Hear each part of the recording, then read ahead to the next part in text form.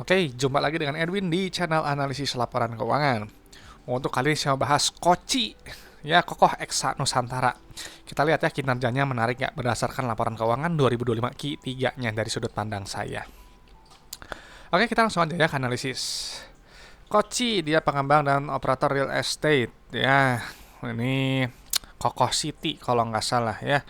Gitu, jadi bisa cari aja ya untuk bisnisnya. Oke, kita langsung cek dulu untuk riwayat pembagian dividennya ya.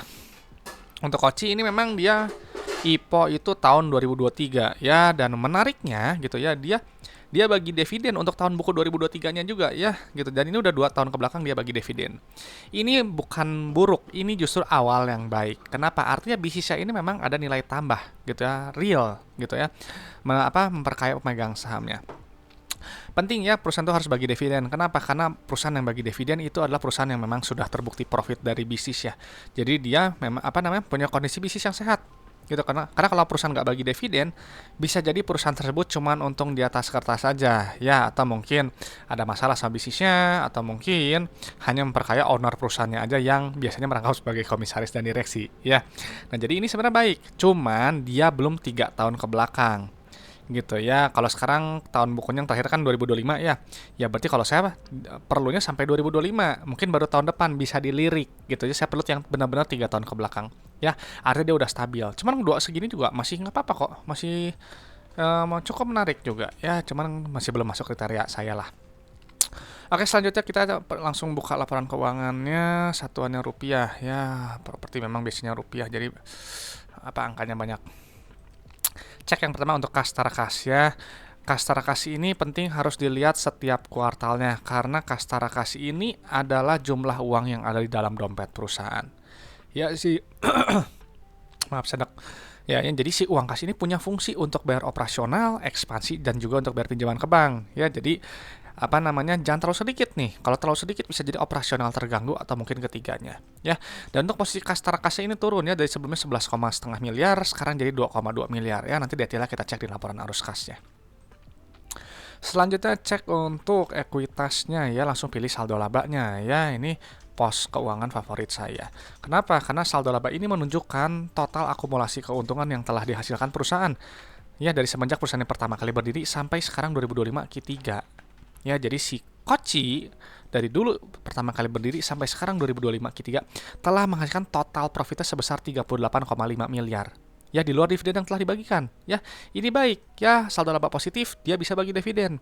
Karena kalau saldo labanya negatif atau defisit, ya dia nggak akan bisa bagi dividen. Artinya rugi melulu dan termasuk kategori perusahaan yang bermasalah kalau buat saya. Ya, perusahaan bermasalah mau harganya naik gitu ya berkali-kali lipat gitu ya, tidak akan membuat saya tertarik ya. Selanjutnya kita cek untuk ekuitas pemilik ya. Ini kita pindahin dulu angkanya.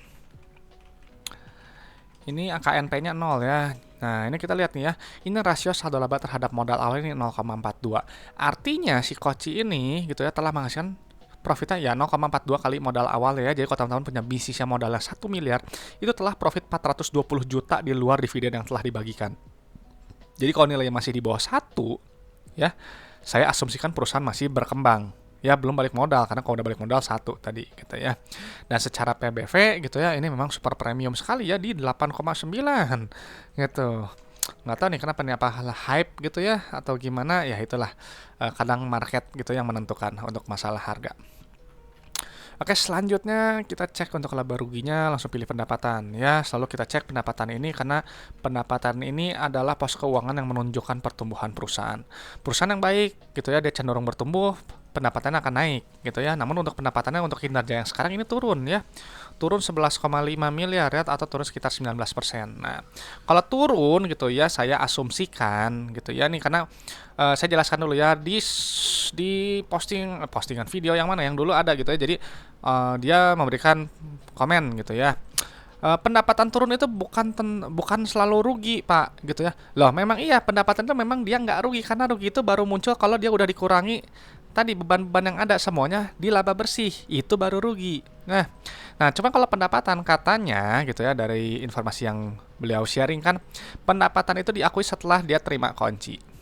ya gitu. Jadi apanya kalau turun kayak gini ya mungkin belum terima kunci. Cuman kalau pendapat saya gitu ya, seperti secara umum gitu ya, perusahaan yang pendapatannya turun ya saya asumsikan barang atau jasanya itu ya kurang relevan untuk customernya gitu ya, simpel aja gitu kan. Katanya kalau pendapatan naik dia kan barang atau jasanya tadi disukai customer ya, dibutuhkan oleh pasar gitu aja secara singkat ya.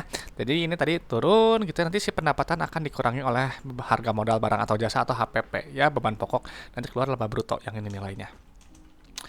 Nah ini kita lihat ya, apa namanya, nanti eh gini, laba bruto itu harus selalu dilihat. Kenapa? Karena si laba bruto ini dia untuk melihat inti efisiensi perusahaan ya, dan juga untuk melihat kemampuan perusahaan menempatkan harga jual barang atau jasanya di atas harga modalnya lewat gross profit margin ya. Jadi misalnya ini 43%. Artinya setiap asumsikan kan coach ini ya, jual barang atau jasa, jual properti lah gitu ya, seharga misalnya ya 100.000 gitu ya, yang kecil aja nilainya ya, itu ambil profit kotornya 43.000 ya, 57 ribunya itu adalah harga modal barang atau jasanya ya. Makanya kalau saya lebih suka mencari perusahaan dengan laba bruto setinggi mungkin, gross profit margin setinggi mungkin gitu ya. Karena apa?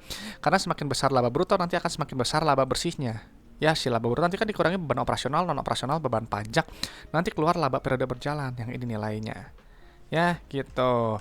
Nah ini memang untuk si Koci gitu ya, memang tadi laba brutonya turun dan laba bersihnya juga turun ya, cuman nggak masalah gitu, turun naik turun kalau untuk masalah apa profitabilitas sudah biasa ya. Dan ini memang secara per ini kemahalan ya kalau buat saya ya, super premium ya, dia di per 63 ya. Artinya secara teori ya, nggak, teman-teman harus tahu dulu ya, per itu adalah jumlah waktu dalam satuan tahun untuk balik modal berdasarkan earning per share ya. Jadi kalau misalnya belinya per 63, setidaknya holding period itu ya 63 tahun gitu ya kalau buat saya. Maka kenapa banyak investor yang cari per rendah ya, di bawah 5, di bawah 10 gitu, karena lebih masuk akal, lebih murah secara profitabilitas ya, secara earning per share-nya gitu. Ya bayangkan aja ya gini, teman-teman keluar uang 260 perak hanya untuk perusahaan yang labanya 4. Ya karena kalau dibagi keluaran 63 tahun ya. Karena kan di setahun kan ya, annualized gitu ya. Jadi harus ngerti gitu. Setiap yang ada post keuangan ini yang nggak pernah saya bosan saya jelasin gitu ya. Kenapa? Supaya teman-teman ngerti gitu ya. Saya lakuin ini untuk hobi ya teman-teman ya. Jadi nggak ada kepentingan apa, hanya bahas aja. Anggap aja saya sebagai YouTuber biasa aja gitu ya, yang ya bikin konten aja kayak gini ya. Saya seneng aja gitu. Oke, selanjutnya kita langsung loncat ke arus kas ya, langsung pilih penerimaan kas yang ini nilainya. Kenapa kita harus lihat si penerimaan kas ini? Ya, karena si penerimaan kas ini dia berbeda dengan si pendapatan.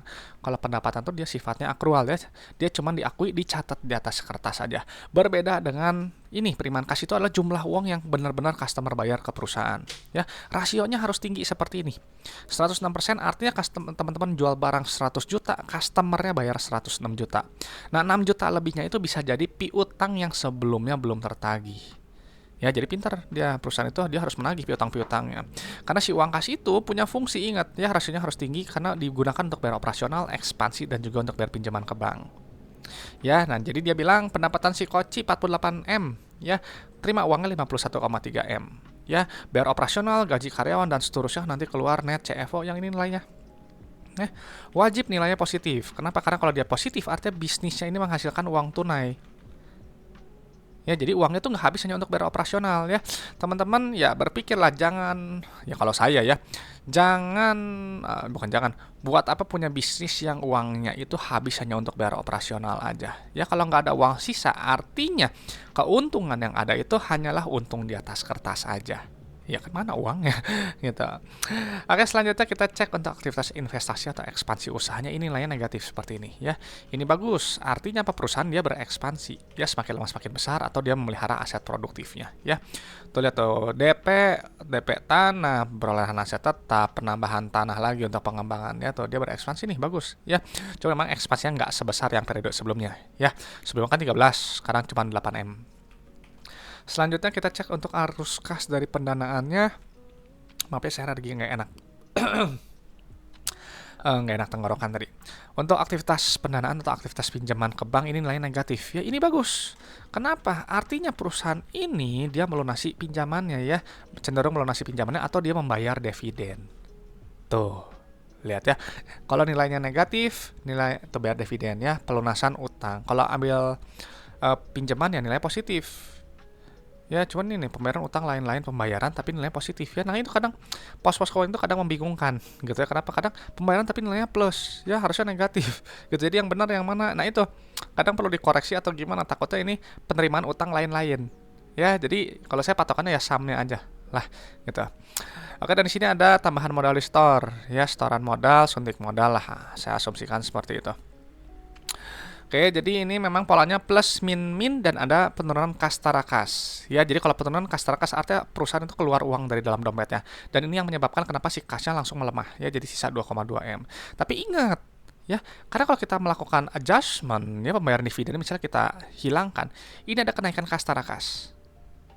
Ya, jadi si perusahaan ini dia sebenarnya pro kepada pemegang saham menurut saya. Kenapa? Kelebihan kasnya itu, ya dia sebenarnya bisa kita nikmati ya dengan cara ya tadi bagi dividen lebih besar lebih sering atau bayar pinjaman ke bank ya yang masih ada ini kan nggak ada tuh ya pelunasan pinjaman tuh ya jadi beban bunganya makin ringan atau ekspansi usaha ya atau simpel aja buyback saham aja simpel gitu ya ujung-ujung kalau buyback saham nanti akan mengurangi jumlah saham beredar EPS jadi lebih besar dividen per share juga jadi lebih besar ya jadi empat cara tersebut itu membuat kita pemegang saham itu sangat diuntungkan ya.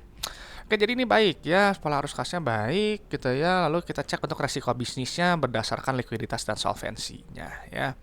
Balik lagi ke atas, dipindahin dulu angkanya ya. Oke, pindahin dulu.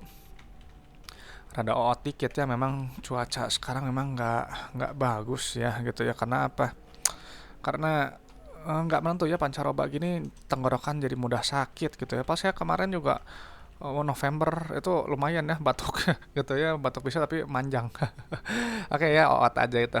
Oke ini kita lihat untuk rasio lancarnya ini di 5 kali ya jadi sebenarnya ini posisi rasio lancarnya sangat-sangat kuat ya di atas 2 gitu ya cuman kesana jadi kurang produktif ya kurang efisien kurang memaksimalkan penggunaan aset lancarnya dalam katakanlah untuk untuk perkembangan perusahaan lah ya gitu. Rasio kasnya ini memang tampak lemah ya dia di 0,17 tapi gitu ya tapi mengingat ini net CFO-nya positifnya baik sekali ya perlu ada pelunasan utang juga ya ini kan kecilnya kalau nggak ada pembayaran dividen si net CFO ini saya rasa masih dalam kategori sehat ya ini baik. Lalu untuk short term debt-nya ada apa utang banknya tuh udah lunas ini nggak ada utang pembiayaan nggak ada utang bank ya ini bagus jadi perusahaan ini bebas hutang. Lalu untuk jangka panjangnya dipindahin dulu angkanya. Ya, ini daerah masih rendah ya, di 0,1 rendah resiko untuk jangka panjang. Untuk long term debt to equity-nya juga ini nggak ada utang ya. Ini rendah resiko ya untuk jangka panjang rendah resiko gitu ya. Dan untuk jangka pendek sih saya rasa ini masih cukup masih rendah resiko ya didukung dengan arus kasnya yang sangat baik cash flow-nya. Nah, jadi untuk Koci setelah dipindahkan data-data keuangannya, Koci menurut saya ini baik gitu ya. Dia jarang sekali ada perusahaan gitu ya yang dia baru IPO tapi dia berani langsung kasih dividen kayak gini. Ya, ini perusahaan yang baik. Ya dia pro kepada pemegang saham. Cuman memang dia belum 3 tahun ke belakang jadi buat saya belum stabil. Masih kita tunggu aja ya kalau perusahaan di 2025 ini bagus dibuktikan dia baik, ya berarti memang ini perusahaan yang sehat, ya stabil juga. Saldo laba yang positif telah profit 0,42 kali modalnya ya namun secara PBV dan PER ini memang premium sekali ya gitu saya memang nggak mengikuti ya setiap emiten yang ada jadi apa yang menyebabkan gitu ya ini kok bisa premium sekali ya PBV di 8,9 PER di 63 kali ya secara arus kas ini sangat sehat ya polanya plus min min dengan adjustment ya ada kenaikan kas tara kas dia pro kepada pemegang saham secara bisnisnya likuiditas dan solvensinya ini juga rendah resiko sih posisi rasio lancarnya apalagi ini kuat sekali ya gitu. Oke itu aja mungkin pendapat saya untuk Koci ya nih nggak tahu nih teman-teman Koci menarik atau enggak ya coba sharingkan pendapatnya di kolom komentar ya dan selagi saya selalu sampaikan bahwa analisis laporan keuangan ini hanyalah sebagian kecil dari fundamental ya hanya menilai kinerja masa lalu sampai 2025 Q3 ya jadi untuk Q4 sekarang berjalan 2026 gimana tahun depan gimana nih saya nggak tahu ya teman-teman harus proyeksikan sendiri apakah masih bagus atau enggak ya dan selagi saya sampaikan saya hanya bahas kinerjanya aja ya berdasarkan laporan keuangan yang ada ya 2025 Q3 ini jadi untuk masalah valuasi kita murah atau mahal kembali lagi teman-teman yang menilai sendiri ya dan untuk harga saham besok naik atau turun ya saya nggak nggak tahu. Ya, itu kita kembalikan aja ke market ya, terserah market dia mau mengapresiasi si Koci ini di harga berapapun gitu. Oke, itu aja. Mungkin kalau ada pertanyaan, ada request saham, langsung tulis aja di kolom komentar ya, supaya nanti saya respon, saya jadwalin. Oke, terima kasih sudah menyimak ya teman-teman. Semoga sharing dari saya ini bisa bermanfaat untuk teman-teman dan juga bisa memperkaya pandangan teman-teman dalam menilai suatu perusahaan. Ya, saya Edwin dari channel analisis laporan keuangan. Sampai jumpa di video-video berikutnya.